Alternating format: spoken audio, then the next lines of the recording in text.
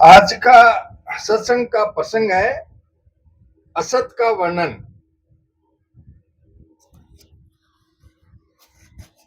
जिसका किसी भी देश, काल, क्रिया, वस्तु, व्यक्ति, अवस्था, परिस्थिति, घटना आदि में अभाव है, यानी इसमें जो नहीं है उसका कहीं भी भाव नहीं है, वो कहीं भी नहीं है, यानी उसका सदा ही अभाव है और वह असत्य नाश तो विद्यते भाव।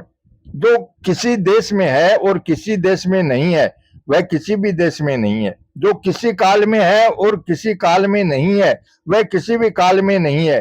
जो किसी क्रिया में है और किसी क्रिया में नहीं है वह किसी भी क्रिया में नहीं है।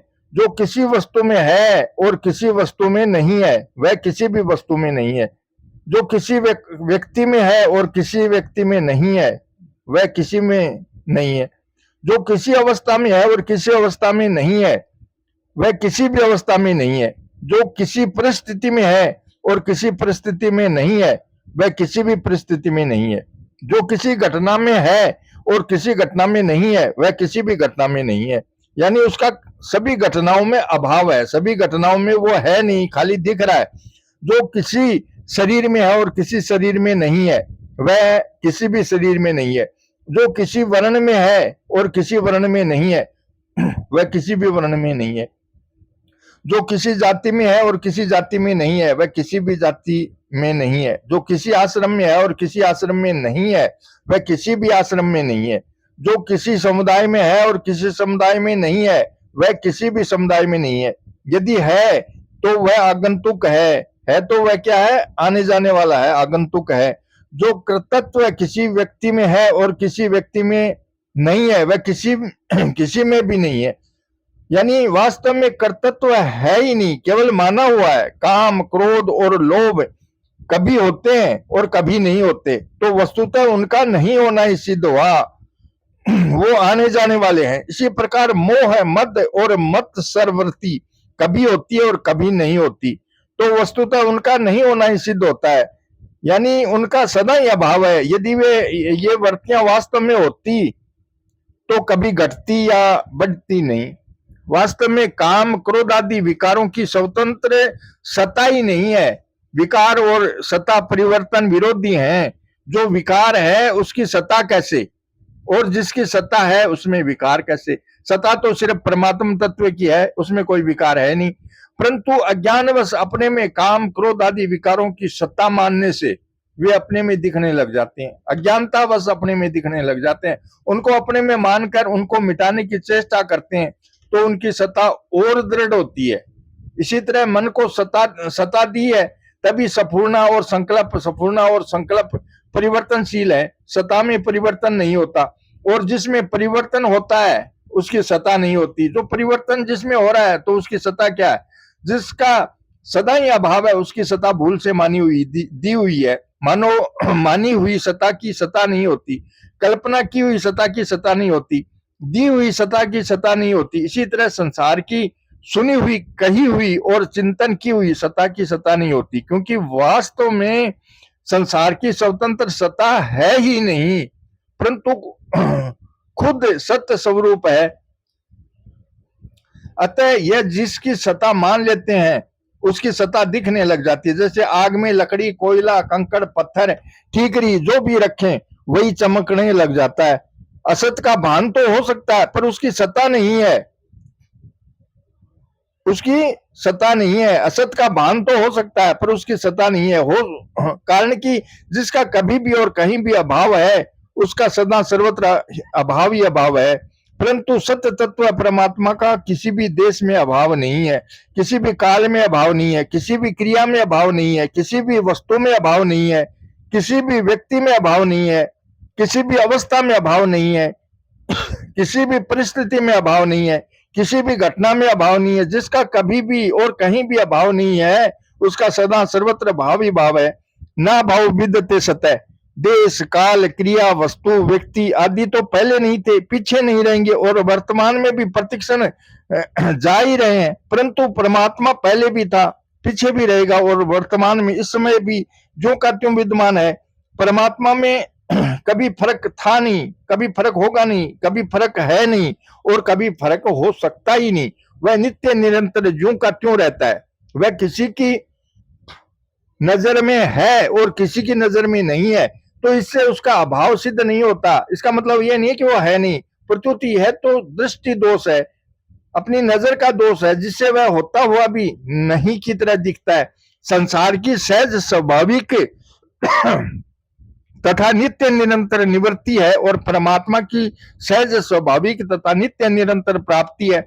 संसार की प्रतीति है, प्राप्ति नहीं है। संसार खाली दिख रहा है, प्रतीत हो रहा है, उसकी प्राप्ति नहीं है। प्रतीति की प्राप्ति नहीं होती और प्राप्त की प्रतीति नहीं होती। प्राप्त है, उसकी प्रतीति नहीं होती, वो खाली दिखाई नहीं देता, वो रहता भी है। प्रतीति की सर्वथा निवृत्ति है, जो दिखने वाला है वो तो जा रहा है, निवृत्त हो रहा है, इस निवृत्ति का कभी नाश नहीं होता। यानी संसार के अभाव का कभी अभाव नहीं होता, वो हमेशा हर पल नाश की तरफ जा रहा है, प्रत्युत नित्य ही अभाव रहता है। जिसका संसार में राग है उन्हीं को यह कहना पड़ता है कि संसार नहीं है, परमात्मा है।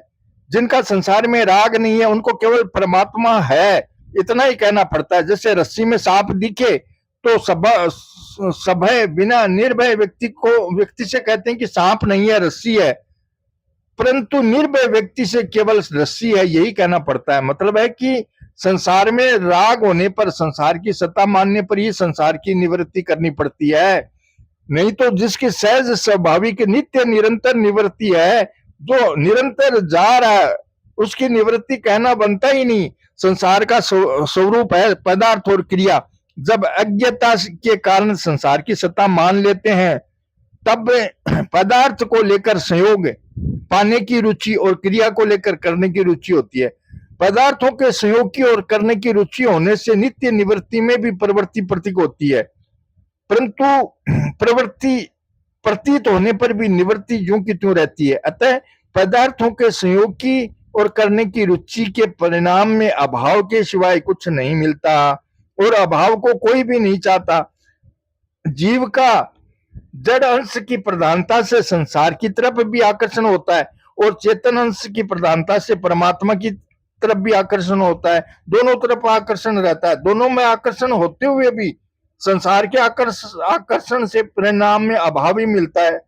संसार के साथ है तो आखिर में धोखा ही मिलता है, अर्थात कुछ भी नहीं मिलता। और परमात्मा के आकर्षण से परिणाम में प्रेम मिलता है, परमात्मा मिलता है, जिसके मिलने से कुछ भी मिलना बाकी नहीं रहता। प्रेम तथा बोध दोनों एक ही हैं। बोध के बिना प्रेम आसक्ति है, क्योंकि संसार के अभाव का बोध न होने पर संसार में आसक्ति होती है, प्रेम नहीं होता। और प्रेम के बिना बोध शून्य है, क्योंकि संसार का अभाव करते करते अभाव शून्य ही शेष रह जाता है।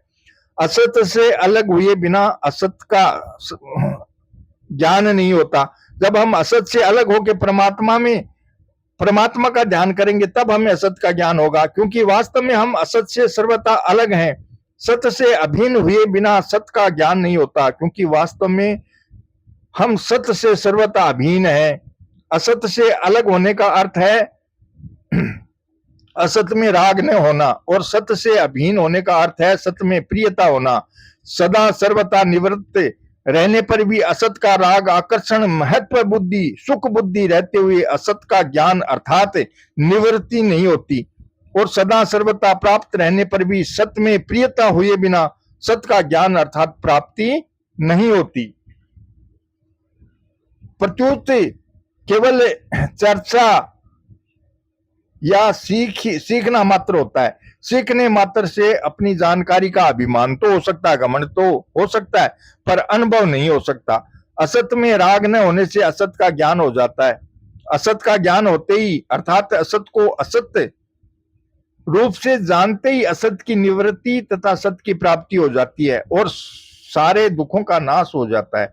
सत में प्रियता होने से सत का ज्ञान हो जाता है। सत का ज्ञान होते ही अर्थात सत को सत भाव रूप से जानते ही सत की प्राप्ति हो जाती है और आनंद मिल जाता है। असत की निवृत्ति और सत की प्राप्ति ये दोनों एक ही हैं। ऐसे ही सारे दुखों का नाश और आनंद की प्राप्ति भी एक ही है, केवल कहने में भेद है। कारण कि वास्तव में असत कभी था नहीं, है नहीं और रहेगा नहीं, पर सत्य परमात्मा सदा ही था, है और रहेगा। सत्य को माने या न माने, जाने या न जाने, स्वीकार करें या न करें, अनुभव करें या न करें, सत्य की सदा सता विद्यमान है, सत्य को कोई झुटला नहीं सकता।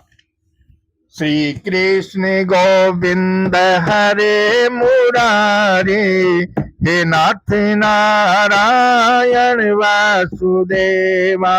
श्री कृष्ण गोविंद हरे मुरारी, हे नाथ नारायण वासुदेवा। श्री कृष्ण गोविंद हरे मुरारी, हे नाथ नारायण वासुदेवा। जय श्री कृष्णा।